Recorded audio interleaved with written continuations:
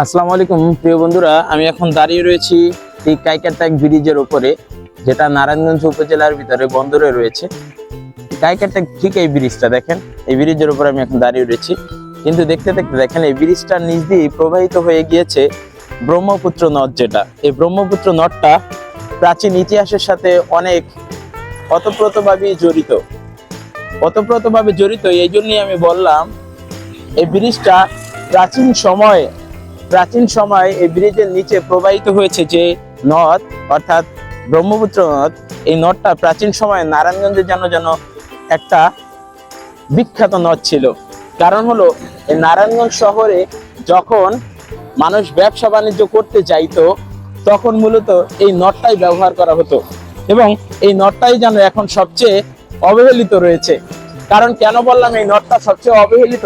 দেখেন, এই নদটা হলো প্রায় মৃতপ্রায়।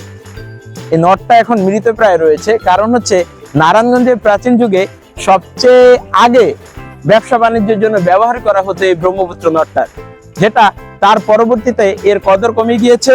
এবং এর কদর কমে যাওয়ার পিছনেও কারণ রয়েছে। সেটা হচ্ছে তার পরবর্তী সময়ে শীতলক্ষা এবং নারায়ণগঞ্জের ওপাশে যে যমুনা রয়েছে, এটাই ব্যবসা বাণিজ্যের জন্য সবচেয়ে বেশি ব্যবহার করা হতো, যার কারণে এই ব্রহ্মপুত্র নদের কদর কমে গিয়েছে। তো বন্ধুরা, যারা আসেন না তারা আসবেন কাইকারটাক ব্রিজের উপরে উঠলেই চারপাশে খুব সুন্দরভাবে ব্রহ্মপুত্র নদের যে ছড়াছড়ি, যে শাখা প্রশাখা রয়েছে, সৌন্দর্য রয়েছে, এই দেখেন এই সৌন্দর্যটা একমাত্র উপভোগ করতে পারবেন আপনারা যখন নারায়ণগঞ্জের এই বন্দর উপজেলায় কাইকারটাক ব্রিজের উপরে উঠবেন তখন। কিন্তু দেখেন এপাশ থেকে দেখা যায় এটা হচ্ছে পুরাটাই হচ্ছে কি দেখা যায়, পুরাটাই হচ্ছে ব্রহ্মপুত্র নদ। এই ব্রহ্মপুত্র নদের সৌন্দর্য টিকে রাখতে আমরা আসুন সবাই মিলে বদ্ধপরিকর হই।